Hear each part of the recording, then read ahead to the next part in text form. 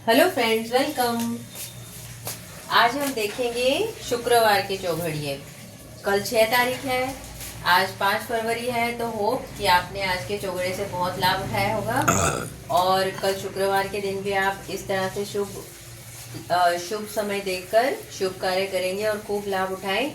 तो चलिए फ्रेंड्स, देख लेते हैं। आज 5 तारीख है। आज मैं आपसे कल का चौघड़िया शेयर कर रही हूँ। पहले हम देखेंगे दिन के चौघड़िए, फिर हम देखेंगे रात के चौघड़िए।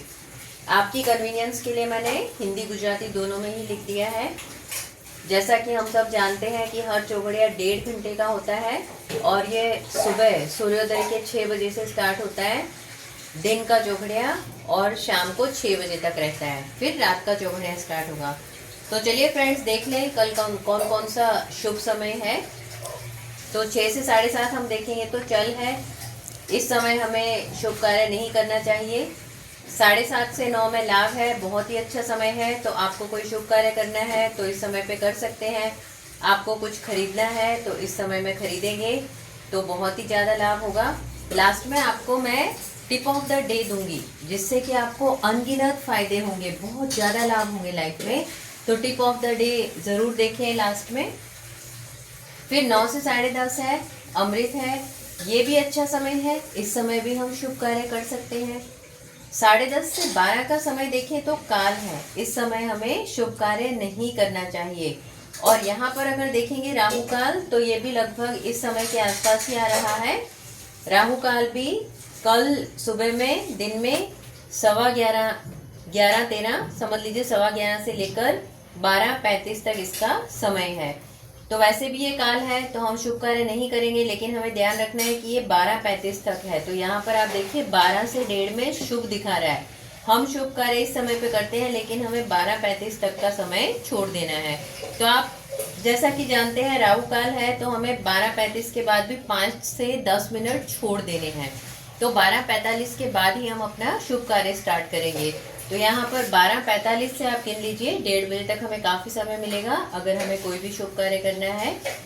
फिर 1:30 से 3 में रोग है, तो हमें कोई भी शुभ कार्य नहीं करना। 3 से 4:30 में उद्वेग है, ये भी अच्छा समय नहीं है। 4:30 से 6 चल है, इस समय भी हम शुभ कार्य नहीं करेंगे। तो जैसा कि मैंने बताया, राहु काल को खास याद रखिए कि ये दिन में 11:13 से 12:35 तक है। तो जैसा कि मैंने बताया, हमें 10 मिनट पहले और इसके 10 मिनट बाद तक का टाइम छोड़ देना है। तो 11 बजे से लेकर 12:45 तक, यानी कि 12:45 तक हमें कोई भी शुभ कार्य नहीं करना है। अब हम देख लेंगे रात के चौघड़िए, रात ना चौघड़िया। इनमें भी हमें वही टाइम गिनना है। यहाँ पर बस फर्क इतना है कि हम सुबह के 6 बजे देख रहे हैं, तो यही टाइम हो जाएगा आपका शाम को 6 बजे। तो ये शाम को 6 बजे से 7:30 बजे तक रोग है, तो शुभ कार्य नहीं करना है। काल है 7:30 से 9, तो हमें शुभ कार्य नहीं करना है। लेकिन रात को 9 से 10:30 लाभ है, तो ये बहुत अच्छा समय है शुभ कार्य के लिए। 10:30 से 12 बजे तक उद्वेग है, तो कोई शुभ कार्य ना करें। 12 से 1:30 है, तो हम इस समय पे शुभ कार्य कर सकते हैं, बहुत ही अच्छा समय है।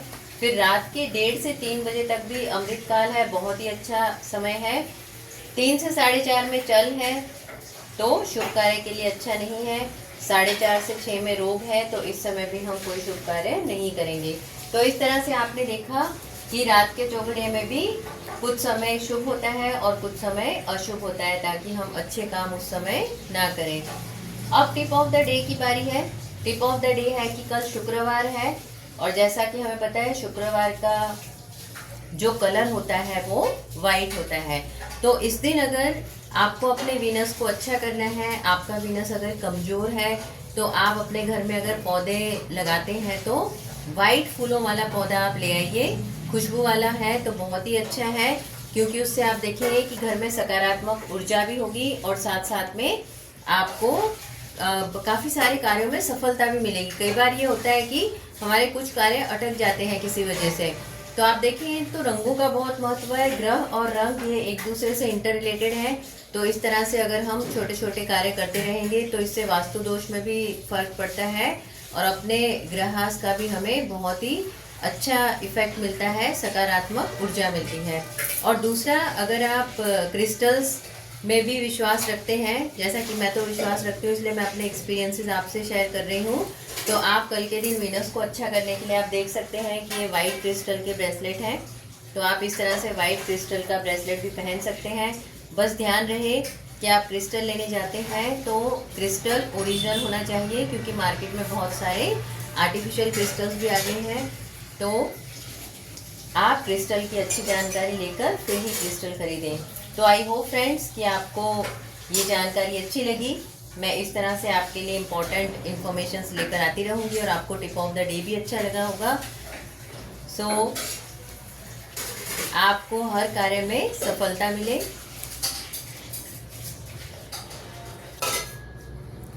और माँ लक्ष्मी की कृपा आप पर बनी रहे। Thank you for watching the video.